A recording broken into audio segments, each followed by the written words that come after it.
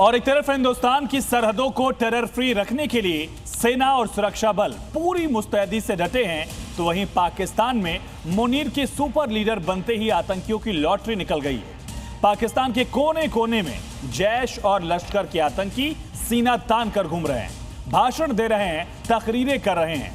आतंकियों की ताकत इतनी बढ़ गई है कि मसूद अजहर और ऐसे दहशतगर्द अपने फिदाइनों का ऐलान भी बड़े शान से करने लगे। दरअसल पाकिस्तान में मुनीर के मोर्चा संभालने के बाद ही, जिम्मेदारी संभालने के बाद ही लगातार एक बार फिर से जो आतंकी हैं वो सीना तान कर खड़े हो गए हैं।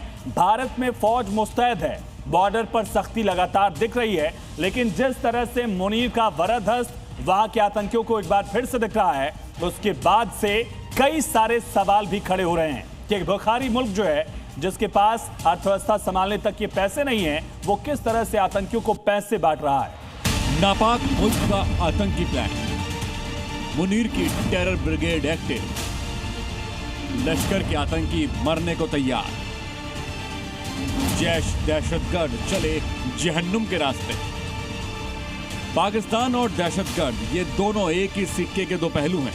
पाकिस्तान का वजूद जब से दुनिया के नक्शे पर उभरा है, पाकिस्तान आतंक और आतंकियों की उंगली पकड़कर अपना गुजारा कर रहा है। पाकिस्तान में मुनीर के ताकतवर बनने के बाद एक बार फिर मुल्क में आतंकियों के खुलेआम घूमने, मीटिंग करने और दौरों की तस्वीरें आम हो चुकी हैं। ऑपरेशन सिंदूर में आतंक का गुरूर मटियामेट होने के बाद मुनीर एंड कंपनी आतंकियों को खाद पानी देकर साजिशों के लिए तैयार कर रही है।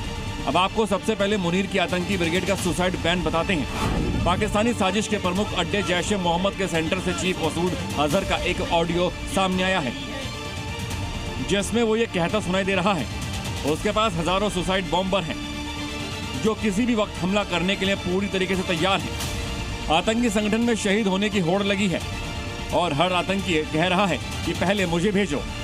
मसूद अजहर का ये ऑडियो गवाही दे रहा है कि पाकिस्तान में मुनीर की सरपरस्ती में मसूद अजहर एक बार फिर ताकत हासिल कर चुका है। ऑपरेशन सिंदूर में अपना सब कुछ गवा चुके मसूद अजहर के आतंकी गुट जैश ए मोहम्मद को फिर से एक्टिव करने के लिए मुनीर ने पूरी ताकत झोंक दी है। ऑपरेशन सिंदूर में तबाही का स्वाद चखने के बाद मसूद अजहर ने ऑनलाइन चंदा मांगना शुरू कर दिया है और अब मुनीर की तरफ से जैश को करोड़ों की फंडिंग देने की भी खबर है। मदद के नाम पर मुनीर ने आतंकियों की मौत के बदले मुआवजे का ऐलान किया है। भारत ने मसूद के परिवार से जुड़े 14 आतंकियों को ढेर किया था, लिहाजा मुनीर ने मसूद अजहर को करीब 14 करोड़ रुपए दिए। आसिम मुनीर ने इस योजना को शुहादा पैकेज नाम दिया था। पाकिस्तान में मुनीर और आतंकियों के बीच साठगांठ की बात नई नहीं है, लेकिन अब पाकिस्तान में खुद आतंकी फौज और आतंकियों के बीच कैराना की गवाही दे रहे हैं। लश्कर तैयबा का डिप्टी चीफ सैफुल्लाह कसूरी ने खुले मंच से कबूल कर लिया है कि उसका आतंकी संगठन सीधे तौर पर पाकिस्तानी सेना के साथ जुड़ा हुआ है। पाकिस्तान के एक स्कूल में आयोजित कार्यक्रम के दौरान कसूरी ने न सिर्फ पाक सेना से अपने रिश्तों की बात स्वीकारी, बल्कि खुलेआम इस पर घमंड भी किया। वीडियो में वह कह रहा है कि पाकिस्तानी सेना उसे अपने सैनिकों के जनाजे में नमाज पढ़ाने के लिए बुलाती है।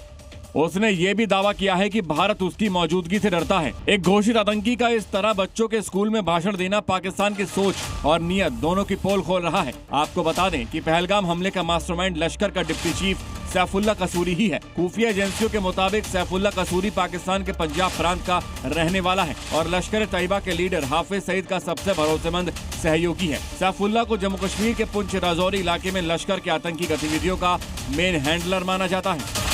यानी पाकिस्तान में लश्कर और जैश दोनों मौज में हैं और ये वही आतंकी संगठन हैं जिन्होंने भारत को कई गहरे और दर्दनाक जख्म दिए हैं। लेकिन अब जालिम जर्नल का दौर देख रहे पाकिस्तान में इन टेरर ग्रुप्स की ताकत तेजी से बढ़ रही है और आतंकियों की यही पकड़ पाकिस्तान को दुनिया के नक्शे से साफ कर देगी। ब्यूरो रिपोर्ट, जी मीडिया।